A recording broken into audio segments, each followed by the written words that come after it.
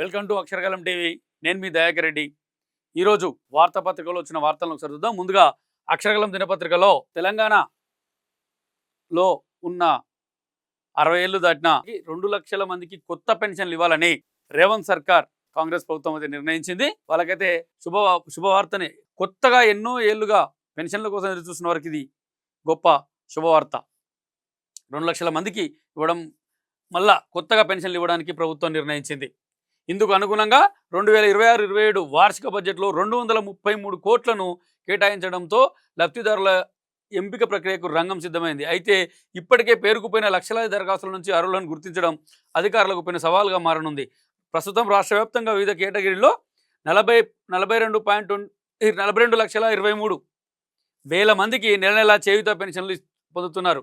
వృద్ధులు, వితంతువులు, ఒంటరి మహిళలు, గీత, చేనేత కార్మికులు, హెచ్ఐవి బోధకాలు వంటి వాళ్ళు బాధితులు నెలకు 2,016 చొప్పున ప్రభుత్వం ఇస్తుంది.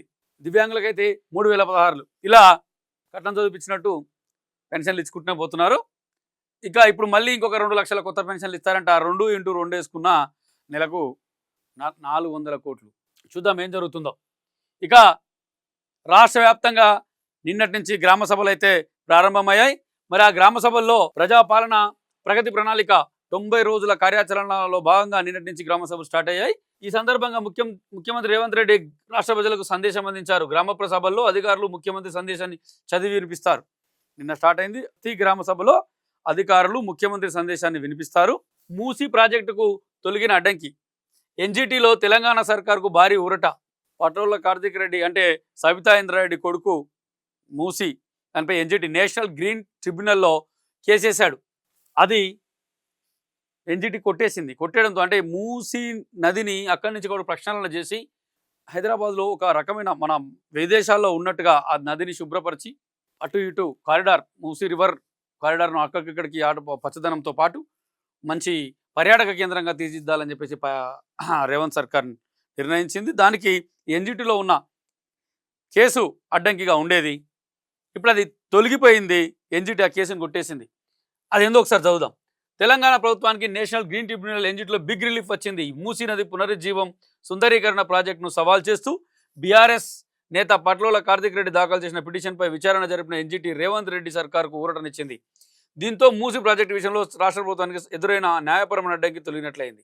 మూసీ ప్రక్షాళన కోసం రాష్ట్ర ప్రభుత్వం చేపడుతున్న ఈ ప్రాజెక్టు వల్ల పర్యావరణానికి ముప్పు వాటిల్లుతుందని, అక్కడ నిబంధనలకు విరుద్ధంగా ప్రాజెక్టు పనులు జరుగుతున్నాయని కార్తిక్ రెడ్డి ఎన్జిటిలో పిటిషన్ దాఖలు చేశారు. గాంధీ సరోవర్ ప్రాంతంలో రాష్ట్ర ప్రభుత్వం నిబంధనలు ఉల్లంఘించారని పిటిషనర్ పట్లోల కార్తిక్ రెడ్డి పేర్కొన్నారు. అయితే రాజకీయ దురుద్దేశంతోనే పిటిషనర్ వేశారని రాష్ట్ర ప్రభుత్వం వాదనలు వినిపించింది. దీనిపై ఇరుపక్షాల వాదనలు విన్న ఎన్జిటి విచారణ జరిపి పిటిషనర్ దాఖలు చేసిన పిటిషన్లో సరైన ఆధారాలు లేవని పేర్కొంటూ కేసును డిస్మిస్ చేసింది. పిటిషనర్ చేస్తున్న వాదనలకు సంబంధించి ఎలాంటి టెక్నికల్ శాస్త్రీయ ఆధారాలను సమర్పించలేదని ఎన్జిటి తెలిపింది. అంటే ఈ లెక్కన మూసీ రివర్ ఫ్రంట్ పనులకు అడ్డంకి తొలగిపోయిందని చెప్పేసి వార్త అయితే ఒకటి ప్రచురించడం జరిగింది. ఇక్కడ అలాగే రైతులకు అండగా ఆసాములకు భరోసా. ఇంటిగ్రేటెడ్ భూభారతి పోర్టల్ ఆవిష్కరించిన మంత్రి పొంగులేటి. నిన్న మనం చెప్పుకున్నాం. సర్వే, రిజిస్ట్రేషన్ అండ్ రెవెన్యూ ఒకటే దాంట్లో, అంటే ఒకటే దగ్గర తీసుకొచ్చారు. ఇప్పుడు మూడింటిని స్టాంప్స్ అండ్ రిజిస్ట్రేషన్ డిపార్ట్మెంట్ వేరే, సర్వే డిపార్ట్మెంట్ వేరే, రెవెన్యూ డిపార్ట్మెంట్ వేరే ఉండి ఇప్పుడు మూడింటిని ఇంటిగ్రేటెడ్గా ఒకటే దగ్గర 3 డిపార్ట్మెంట్లను ఒకటే దగ్గర కలిపి ఇప్పుడు ఇంటిగ్రేటెడ్ భూభారతి పోర్టల్ను ఆవిష్కరించిన మంత్రి పొంగులేటి. ఇదైతే వాస్తవానికి సమస్యలు ఎదుర్కొంటున్న, అంటే సరిహద్దు గెట్టు పంచాయతీలు, తర్వాత ఈ భూ విధాలను ఎదుర్కొంటున్న రైతులకైతే ఇది ఒక పెద్ద ఉపశమనమనే చెప్పొచ్చు. అలాగే ఇప్పటి నుంచి ఏ కొనుగోలు చేసినా, అంటే ఈ భూభారతి అమలవుతున్న మండలాల్లో అయితే కొనుగోలు చేస్తే దాన్ని ఫస్ట్ కొలిచి ఎంత కొంటున్నారు, అది ఎక్కడుంది భూమి, దాని హద్దులు సర్వే చేసిన తర్వాతనే దానికి ఒక స్కెచ్ చేసి మ్యాప్ ఇచ్చిన తర్వాతనే దానికి ఒక భూదారు నంబర్ కేటాయించిన తర్వాత మాత్రమే రిజిస్ట్రేషన్ చేస్తారు. అంటే అవన్నీ సరిచూసుకుంటారు. ఇది ప్రొహిబిటెడ్ భూమా కాదు, ఓకే. తర్వాత నెక్స్ట్ ఏంటి, సర్వే, ఆ తర్వాత registration. First records, revenue record చూస్తారు, తర్వాత సర్వే చేస్తారు, తర్వాత రిజిస్ట్రేషన్ చేస్తారు. సో ఇంకా మళ్ళా భవిష్యత్తులో కూడా, అంటే మళ్ళీ వచ్చే కాలంలో అయ్యో మళ్ళీ ఇది నాది అది నాది ఇంకో రావడానికి ఇబ్బంది అవ్వడానికి కూడా ఆస్కారం ఉండదు. మ్యాక్సిమం అక్కడనే ఏదున్నా, అక్కడ ఏమైనా వివాదాలు ఉండి, ఏమైనా ఇబ్బంది ఉండి, అక్కడ ప్రభుత్వం ఉండి ఇంకేమన్నా ఉన్నా ఇంకా రిజిస్ట్రేషన్ కాదు. సో ఇబ్బందులు అన్నిటిగా జరగవు. ఇది మాత్రం మంచి స్కీమ్ అనే మంచి పథకం అనే మనమైతే చెప్పుకోవచ్చు. అలాగే అమరావతి చట్టబద్ధత బిల్లుకు రాజ్యసభ ఆమోదం, వాకౌట్ చేసిన వైసీపీ. మొత్తానికైతే 2 చోట్ల అంటే లోక్సభలో అండ్ రాజ్యసభలో అమరావతి ఒక 3 రాజధానుల అని 2 రాజధానులని ఒక రాజధాని చంద్రబాబు నాయుడు వచ్చినప్పుడు అమరావతిని ప్రకటించడం, తర్వాత వైఎస్ జగన్ రాగానే తర్వాత వైజాగ్ అని, తర్వాత ఇక్కడ 3 రాజధానులని ఆయన ప్రతిపాదన తేవడం, ఇలా గందరగోళమైన పరిస్థితి ఉండే. మళ్ళీ తెలుగుదేశం వచ్చిన తర్వాత ఒక్కటే రాజధాని రాష్ట్రానికి, అది అమరావతి అని దానికి రాజ్యసభలో పార్లమెంట్లో అయితే చట్టబద్ధత వచ్చేసింది, బిల్ పాస్ అయింది.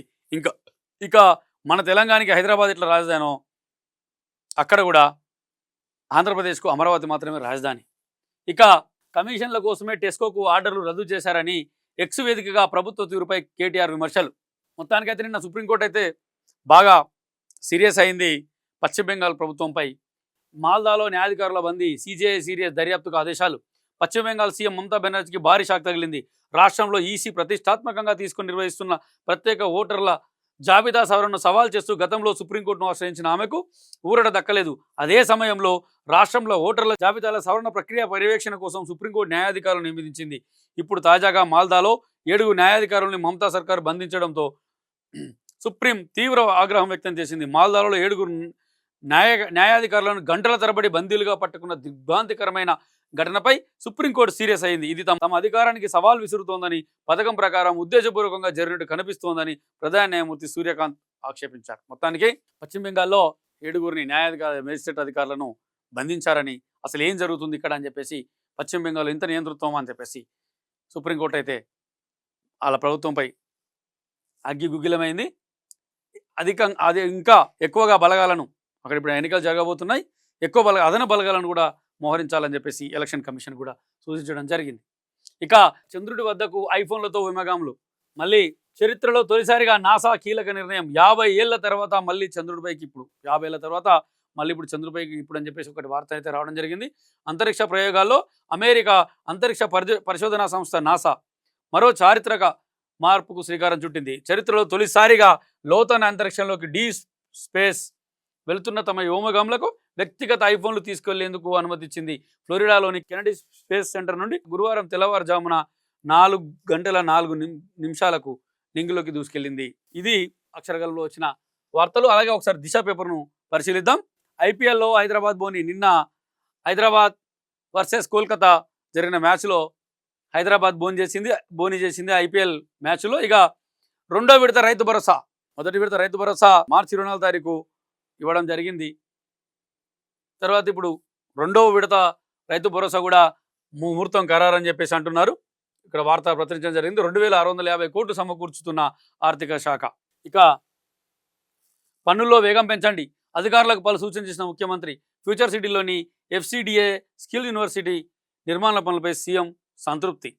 అలాగే కమిషన్ల కోసమే ప్రైవేటుకు ఆర్డర్లు, అంటే టెస్కో దానికోసం ఇప్పుడు మనం ఇంతకుముందు అలా చూసాం. ఇప్పుడు ఇది కూడా కమిషన్ల కోసమే సర్కార్ కాంగ్రెస్ నేతలలో ఉసురు పోసుకుంటుందని బీఆర్ఎస్ వర్కింగ్ ప్రెసిడెంట్ కేటీఆర్ అన్నారు. ఇక కూతురుని బలిచ్చిన తల్లి, కొడుకు ఆరోగ్యం కోసం ప్రియుడితో కలిసి ఘాతుకం, ఆపై మిస్సింగ్ కేసు ఫైల్, 3 అరెస్ట్. ఇట్లాంటి వాళ్ళు కూడా ఇంకా మూఢనమ్మకాలను నమ్మి బలులు ఇస్తున్నారంటే ఇంకా మనం సిగ్గుపడాల్సిన విషయం. మంత్రి లేఖనా అయితే ఏంది, ఇక్కడ నిధులు లేవు, నేను లెటర్ తీసుకోను. మినిస్టర్ లేఖపై సీనియర్ IAS విసురులు. సెక్రటరియట్లో జరుగుతున్న విషయం గురించి దిశా పేపర్లో ఒక వార్తను ప్రచురించడం జరిగింది. ఉత్తర తెలంగాణకు చెందిన ఓ మంత్రి కార్యాలయం ముఖ్యాధికారికి చేదు అనుభవం ఎదురైందని సెక్రటరియట్లో గుసగుసలు వినబడుతున్నాయి. సదరు మంత్రి తన నియోజకవర్గంలో అభివృద్ధి పనుల కోసం పూర్తి వివరాలతో ఒక శాఖ ముఖ్య అధికారికి లేఖ రాశారు. ఆ లేఖను మంత్రి పేషీలోని ఓ అధికారి ఆ సీనియర్ ఆఫీసర్కి ఇవ్వడానికి స్వయంగా వెళ్ళారు. ఆ లేఖ చూసిన సీనియర్ అధికారి ఒక్కసారిగా షాకింగ్ కామెంట్ చేశారు. నిధులు ఎక్కడున్నాయి, నిధులు లేవు, ఏం లేవు, నిధులు లేవని మీ మంత్రికి తెలియదా, ఆయనకు ఆ మాత్రం ఫైనాన్స్ గురించి తెలియదా, కేబినెట్లో రాష్ట్ర ఆర్థిక పరిస్థితి గురించి చర్చకు వస్తేనే ఉన్నది కదా అంటూ ఆ లెటర్ తీసుకెళ్లిన అధిపతి తీవ్ర స్థాయిలో ఫైర్ అయినట్టుగా సెక్రటరీ వర్గాలు తెలుపుతున్నాయి. ఇక ఇంకో వార్త, గ్రూప్ 1లో ఎవరైతే క్వాలిఫై అయ్యారో వాళ్ళకి పోస్టింగ్ ఇవ్వకూడదు అని చెప్పేసి మళ్ళీ పెట్టాలి అని చెప్పేసి వాళ్ళు పిటిషన్కి వెళ్ళారు. ఆ పిటిషన్ కొట్టేసి వాళ్ళకి ఇవ్వమని చెప్పేసి మేము జోక్యం చేసుకోమని చెప్పేసి వచ్చేసింది. ఇక పుంజుకున్న రూపాయి డాలర్తో పోలిస్తే రూపాయి అంటే చేరిన భారత కరెన్సీ సెప్టెంబర్ 2013 తర్వాత భారీ సింగిల్ డే రికవరీ, తగ్గిన బంగారం ధర.